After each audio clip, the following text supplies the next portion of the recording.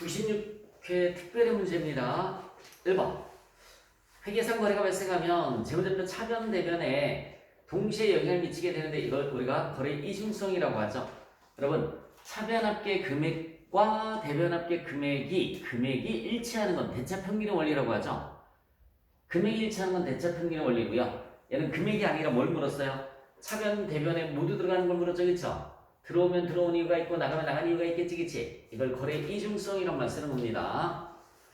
회계 기간 말에 매출채권 900만 원에 대해서 1% 대손 충당금을 설정한다. 여러분, 900만 원에 1%면 9만 원만큼 모아두라는 얘기지, 그치? 그런데 이미 모아둔 대손 충당금 잔액이 얼마 있습니까? 5만 원이 있잖아요.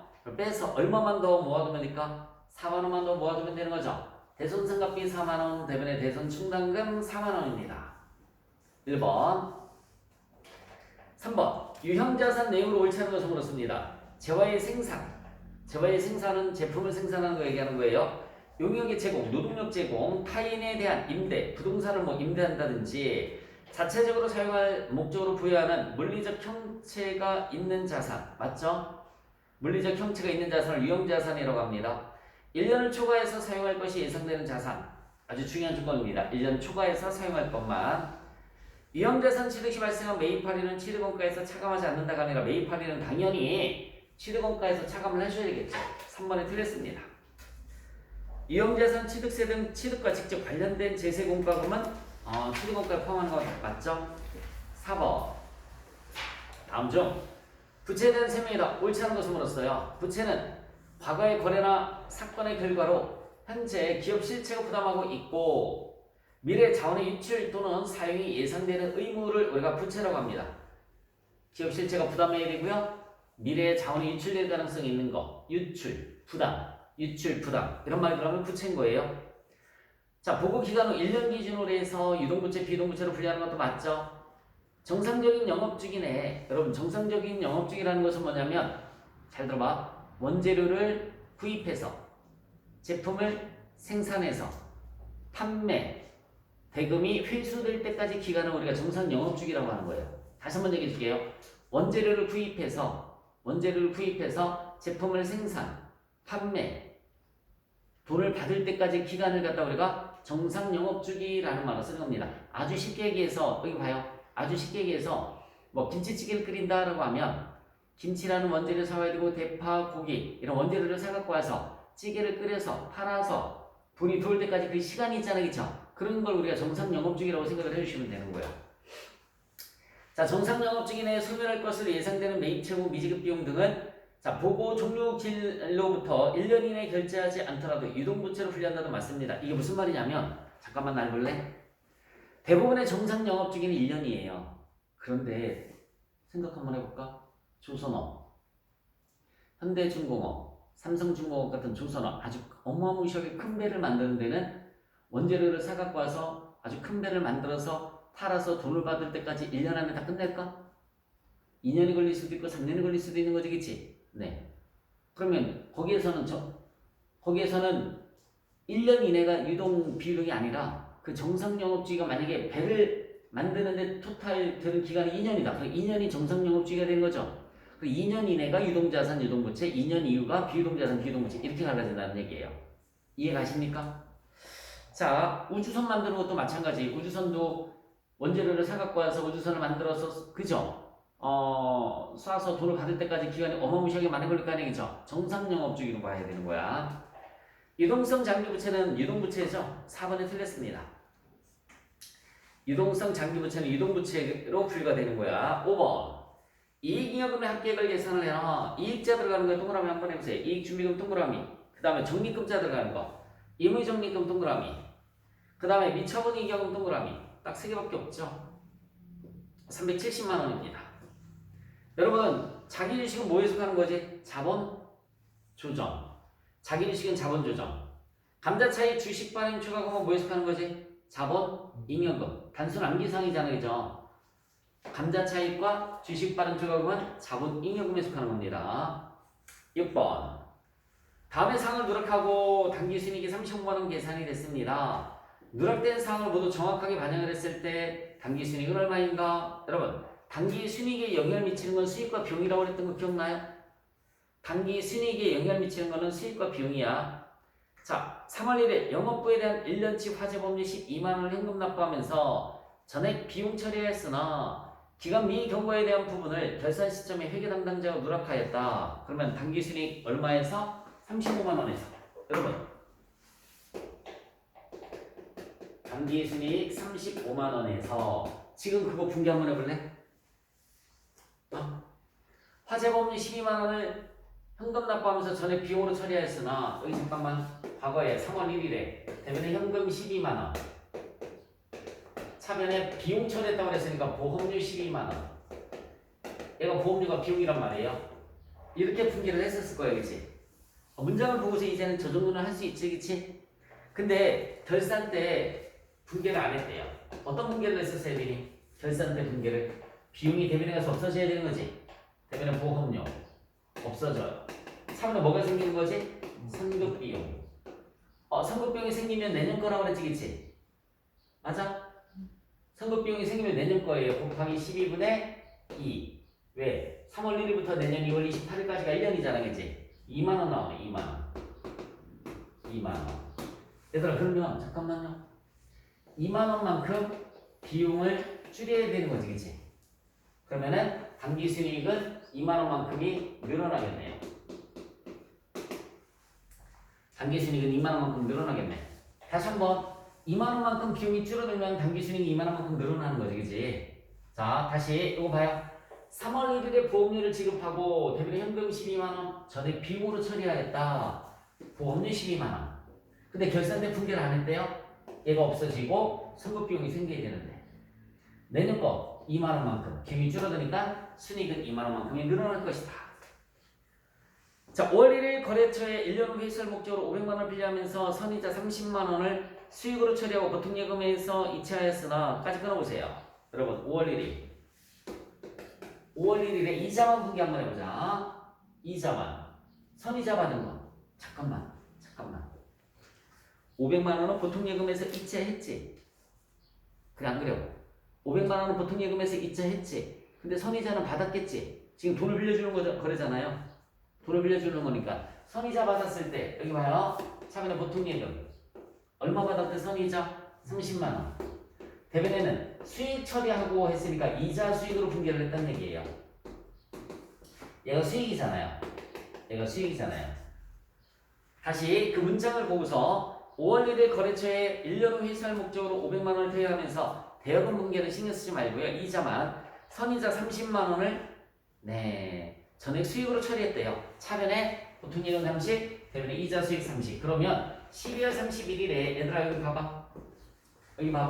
칠판 이자 수익이 없어져야 되겠죠? 이자 수익이 없어져요. 그리고 대변에 미리 받았으니까 뭐라고 할까? 선수 수익. 얘도 생겼지? 얘가 없어진 거고 얘가 생긴 거지 그치? 생기면 내년 거라고 했죠? 곱하기 12분의 4. 왜? 5월 1일부터 내년 4월 30일까지가 1년이잖아 그쵸? 그러면 30만원 곱하기 12분의 4 하면 10만원 나오죠? 10만원만큼 분계를 해주시면 되는 겁니다. 그러면 자 잠깐만 볼래? 수익이 지금 줄어들었지? 그럼 단기 수익이 줄어들겠네요. 마이너스 10만원. 수익이 줄어들었으니까는 단기 수익은 줄어들 것이다. 37만원에서 10만원 빼면 27만원이 정확한 단기 수익이 되는 겁니다. 1번. 쉬운 것 같지만 이 분기를 이해하고 할 수 있어야 돼. 이거 근데 많이 해봤잖아. 우리 결산할 때 그치? 결산할 때 많이 해봤어요. 그 다음에 매출원가를 계산하는 문제입니다. 기초 상품 플러스 순매입 마이너스 기말 상품은 매출원가. 기초 상품 플러스 순매입 마이너스 기말 상품 매출원가. 조금 이따 정리하세요. 정리할 시간 줄게. 기초 상품은 300만 원 있습니다. 여기 300만 원. 기초 상품은 300만 원 플러스 순매입액은 여러분 거기 봐. 단기 총 매입액이 1000만 원 나와 있죠. 운반비는 더해줘야 되는 거야. 운반비는 더해주고 애누리 할인은 빼주고요. 50만 원 더해주고요. 130만 원 빼주고 그럼 80만 원 빼주면 되겠네. 그치? 920만 원 나오네. 순매입액은 920. 다시 한번 얘기해 줄게요. 총 매입액 1,000만 원에서 운반비 50만 원 더해줘요. 그 다음에 매입 할인 애누리 130만 원 빼주시면 돼요. 130만 원 빼주시면 920만 원의 순매입액이에요. 기말 상품은 200만 원 나와 있어요. 마이너스 200. 매출원가 나오겠죠? 매출원가는 1,020만 원. 이렇게 이상이 됩니다. 답은 2번이 답이에요. 8번 무형자산으로 볼 수 없는 것을 물었어요. 무형자산으로 볼 수 없는 거 여러분 내부 볼 수 있는 거 내부적으로 창출된 영업권은 무형자산으로 인식할 수가 없습니다. 내부적으로 창출한 영업권은 무형자산이 아니에요. 특허권, 실용신앙권. 답은 2번이네요. 임차보증금은 기타 비유동자산 메모해보세요. 임차보증금은 기타 비유동자산입니다. 기타 비유동자산.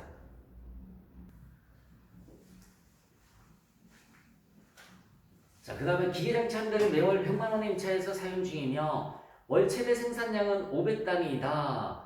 800단위로 추가돼서 한 대 기계장치를 임차하기로 결정하였다. 원가 행태는 무엇인가? 여러분 500단위까지가 얼마 발생한다고 나와 있어요? 100만 원 발생한다고 나와 있죠? 맞아요? 그럼 800단위면은 기계장치가 또 한 대 들어가겠지, 그치? 그러면 이건 뭘까요? 500단위까지는 여기 봐요. 이렇게 500단위까지는 100만원 800단위까지는 기계장치가 또 한 대 들어가는 거지, 그치? 그러면은 800단위까지는 뭐 200만원 이런 식으로 들어가겠네요. 그러면 이렇게 또 기계장치 한 대가 더 추가되겠죠, 그쵸? 준고정비의 형태입니다. 4번. 자, 개별 원가 계산에 대한 설명이 더 옳지 않은 것을 물었어요. 주문 생산 원가 계산표, 그쵸? 여러분 작업별로 원가를 짓게 함으로써 원가 계산의 시간과 비용이 많이 든다지 절감되는 게 아니라, 그죠? 3번이 틀렸어요. 작업별 채산성을 검토해서 작업력을 결정을 해주시면 되는 거고요.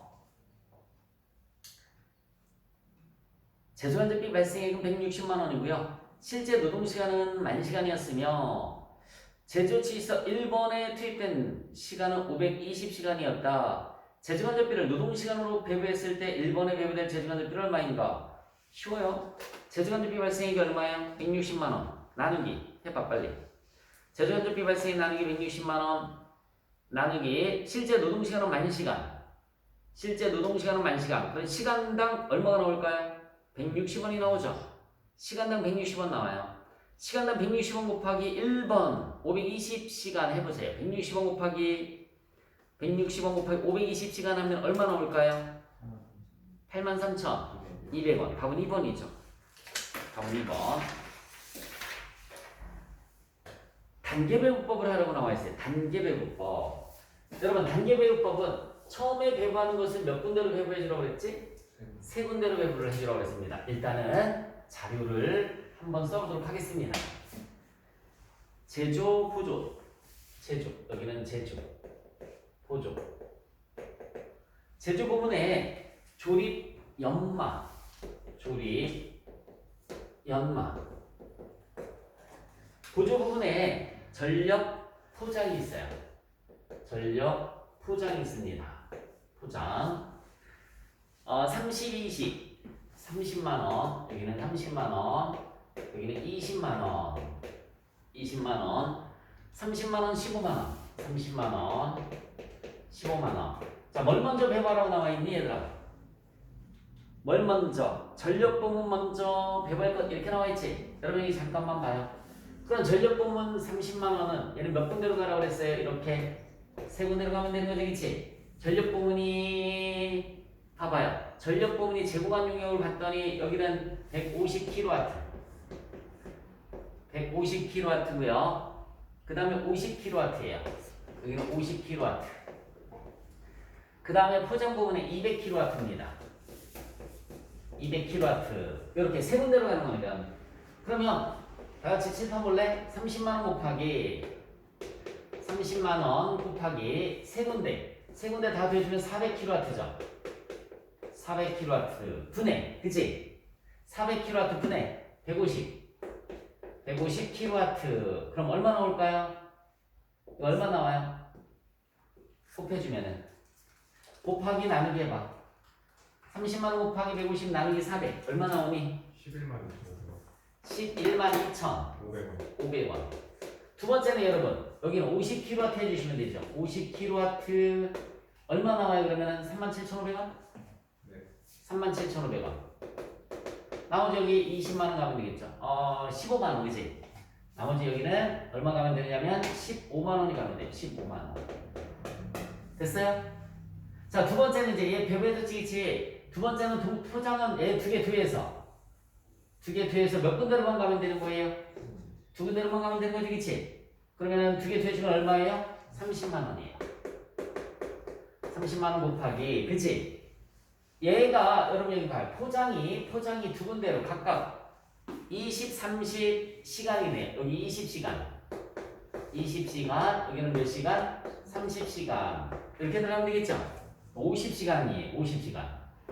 50시간 분의 20시간. 얼마 나옵니까? 그러면 12만원?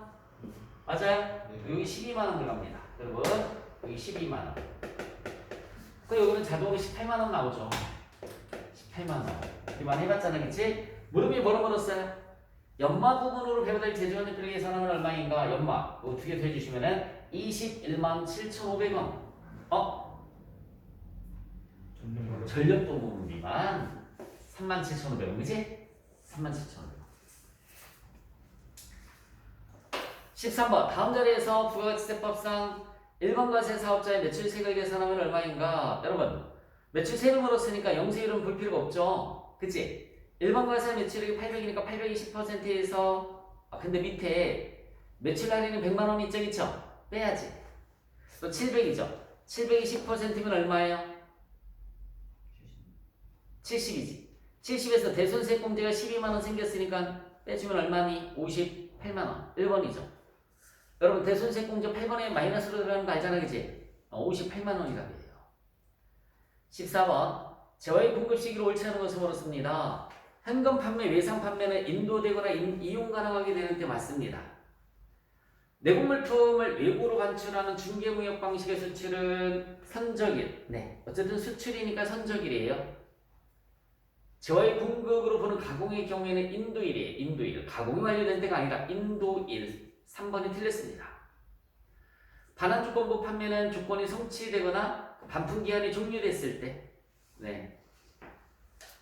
틀린 것은 3번이었고요. 세금계산서 피해자끼리 대상 또 나왔죠? 공급자, 공급하는 사업자, 줄여서 공급자야. 공급자의 등록번호, 성명 또는 명칭, 작성연월일. 여러분 공급받는 자는 뭐만 들어가면 된다고 그랬어요? 등록번호만 들어가면 된다고 그랬죠? 공급받는 자는 등록번호만. 3번이 틀렸어요. 공급가액과 부가가치세 맞고요. 특별히까지 풀어봤습니다.